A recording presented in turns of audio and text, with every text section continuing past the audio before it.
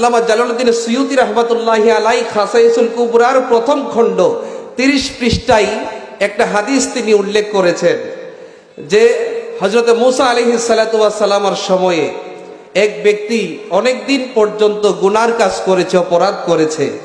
ওই লোকটি যখন মারা গেল, মারা যাওয়ার পর বনি ইসরাইলের যারা ছিল মূসা আলাইহিস সালাতু ওয়াস সালামের সম্প্রদায়ের লোকেরা, লোকটি অনেক দিন ধরে গুনাহ করত, অপরাধ করত।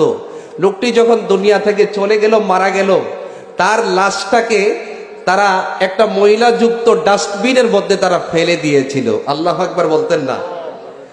তখন আল্লাহ রাব্বুল আলামিন হযরত মূসা আলাইহিস সালাতু ওয়াস সালামের উপর ওহী করলেন, হে মূসা, তোমার সম্প্রদায়ের মধ্যে একটা লোক ছিল, যেই লোকটা অনেকদিন পর্যন্ত সে গুনার কাজ করেছে, অপরাধ করেছে, আমি আল্লাহর নাফরমানি করেছে। তোমার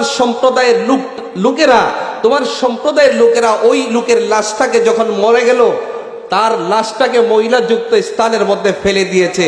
হে মূসা, তোমাকে একটা কাজ করতে হবে। কি কাজ? আল্লাহর নবী মূসা পয়গম্বরকে আমার আল্লাহ রাব্বুল আলামিন বললেন, হে মূসা, এই লোকের লাশটাকে ময়লাযুক্ত স্থান থেকে এনে, ডাস্টবিন থেকে এনে, তুমি এই লোকটাকে ভালো করে গোসল করে কাফন দাফন করে তার জানাজার ব্যবস্থা করবে। জোরে বলুন সুবহানাল্লাহ। কারণ আছে না নাই? আরো জোরে বলুন না, কারণ আছে না নাই? আল্লাহর নবী মূসা পয়গম্বর আমার আল্লাহ রাব্বুল আলামিন যখন নির্দেশ দিলেন, হে মূসা পয়গম্বর, তোমার সম্প্রদায়ের লোকেরা জানে এই লোকটা অনেক গুনাহগার, অনেক অপরাধী, কিন্তু এই লোকটা তুমি ময়লাযুক্ত ডাস্টবিন থেকে এই লোকটার লাশটাকে তুমি এনে ভালো করে গোসল করাইবা, তার কাফন দাফনের ব্যবস্থা করবা, তার জানাজার ব্যবস্থা করবা। কারণ আছে না নাই? আরো যদি বলুন, আছে না নাই? আল্লাহর নবী মূসা পয়গম্বর আমার আল্লাহ রাব্বুল আলামিন যখন মূসা আলাইহিস সালাতু ওয়াস সালামকে নির্দেশ দিলেন, হে মূসা, তোমার সম্প্রদায়ের লোকেরা জানে এই লোকটা অনেক গুনাহগার, এই লোকটা অনেক অপরাধী, যার কারণে তার জানাজার নামাজ না পড়ে তার লাশটাকে ময়লাযুক্ত স্থানের মধ্যে ফেলে দিয়েছে। হে মূসা পয়গম্বর, তোমাকে একটা কাজ করতে হবে, এই লোকটার লাশটাকে ডাস্টবিন থেকে এনে কাফন দাফনের ব্যবস্থা করবা, তুমি জানাজার নামাজের ব্যবস্থা করবা। আল্লাহর নবী মূসা পয়গম্বর একটা কাজ করেন। আমার আল্লাহ রাব্বুল আলামিন যখন বললেন, হে মূসা, তুমি তাড়াতাড়ি এই ব্যবস্থাগুলো করো, আল্লাহর নবী মূসা পয়গম্বর ওই লোকটার লাশটাকে ডাস্টবিন থেকে আনলেন, ময়লাযুক্ত স্থান থেকে তিনি এনে ভালো করে গোসল করাইয়া কাফন দাফনের ব্যবস্থা করে জানাজার নামাজের ব্যবস্থা করলেন। আল্লাহর নবী মূসা পয়গম্বর জানাজার নামাজ যখন সম্পূর্ণ করলেন, কাফন দাফন যখন সম্পূর্ণ করলেন, আল্লাহর নবী মূসা পয়গম্বর মনের মধ্যে একটা কৌতূহল জাগলো, কি জন্য আমার আল্লাহ রাব্বুল আলামিন আমাকে এই নির্দেশটা দিয়েছেন? তার লাশটা তো ময়লাযুক্ত স্থানের মধ্যে ফেলে দেওয়া হয়েছিল, আমার আল্লাহ রাব্বুল আলামিন আমাকে কেন এই নির্দেশটা দিলেন? সুবহানাল্লাহ বলতেন না? আল্লাহ নবী মূসা পয়গম্বর আমার আল্লাহকে ডাক দিলেন। হাদিস শরীফের মধ্যে আসছে, আল্লাহ রাব্বুল আলামিনকে বললেন, আই রাব্বুল আলামিন, কেন আপনি এই বান্দাকে, কেন আপনি ময়লাযুক্ত স্থান থেকে এনে তার কাফন দাফনের ব্যবস্থার কথা কেন বললেন? জানাজার নামাজের কথা কেন বললেন?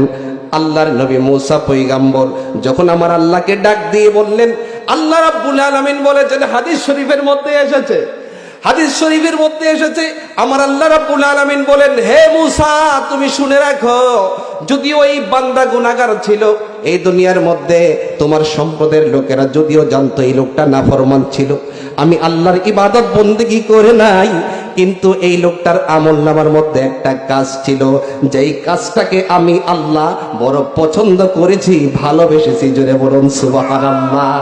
আরো জোরে বলতেন না সুবহানাল্লাহ? আল্লাহ রাব্বুল আলামিন বলেন, হে মূসা, তুমি শুনে রাখো, তোমার সম্প্রদায়ের লোকেরা জানে এই লোকটা অপরাধী ছিল, কিন্তু তার আমলনামার মধ্যে একটা ভালো কাজ ছিল। আল্লাহর নবী মূসা পয়গম্বর আমার আল্লাহকে ডাক দিয়ে বললেন, আয় রাব্বুল আলামিন, সেই কাজটা কি? আমার আল্লাহ রাব্বুল আলামিন বলে দিলেন, এই লোকটার আমলনামার মধ্যে যেই ভালো কাজটা ছিল, সেই ভালো কাজটা হচ্ছে, কুল্লামান নাশারাত তাওরাতা ওয়া নাযারা ইলা ইসমে মুহাম্মাদিন সাল্লাল্লাহু আলাইহি ওয়াসাল্লাম ফাকাব্বালাহু ওয়া ওয়াদাহু আলা আইনাইহি ওয়া সাল্লা আলাইহি ফাশাকারতু যালিকা লাহু ওয়া গাফারতু যুনুবাহু ওয়া যাওয়াজতুহু ৭০ হাওরা। জোরে বলুন সুবহানাল্লাহ, আরে জোরে বলুন না সুবহানাল্লাহ। হে আল্লাহর নবী মুসা পয়গম্বর, আপনি শুনে রাখেন, এই লোকটার আমলনামার মধ্যে যেই ভালো কাজটা ছিল সেই ভালো কাজটা হচ্ছে, এই লোকটা আপনার সম্প্রদায়ের অন্তর্ভুক্ত ছিল। এই লোকটা যখন তাওরাত, আপনি মুসা নবীর উপরে যেই তাওরাত কিতাবটা নাজিল হয়েছে, এই লোকটা যখন তাওরাত কিতাবটা যখন খুলে খুলে পড়তো, তাওরাত কিতাবটা খুলে খুলে পড়ার সময় তাওরাত কিতাবের মধ্যে যত জায়গার মধ্যে আমার নবীজির নাম মোবারক দেখেছে, যত জায়গায় তাওরাত কিতাবের মধ্যে আমার নবীর নাম মোবারক যত জায়গার মধ্যে দেখেছে, তত জায়গার মধ্যে আমার নবীজির নাম মোবারক দেখে এই লোকটা অত্যন্ত ভক্তি করে, শ্রদ্ধা করে, ভালোবেসে আমার নবীর নাম মোবারক চুম্বন করেছে। সুবহানাল্লাহ বলতেন না? এই লোকটা যত জায়গায় তাওরাত কিতাবের যত জায়গার মধ্যে আমার আখিরি জামানার নবী মুহাম্মদ মুস্তাফা সাল্লাল্লাহু আলাইহি ওয়াসাল্লামের নাম মোবারক যত জায়গার মধ্যে পেয়েছে, এই লোকটা তত জায়গার মধ্যে নবীজির নাম মোবারক দেখে চুম্বন করেছে, আর নিজের চোখের সাথে লাগিয়েছে, নবীজির নাম মোবারক দেখে চুম্বন করেছে, আর আমার নবীর উপরে মহব্বতের সাথে দরুদ শরীফ পড়েছে। যেটা বলুন সুবহানাল্লাহ।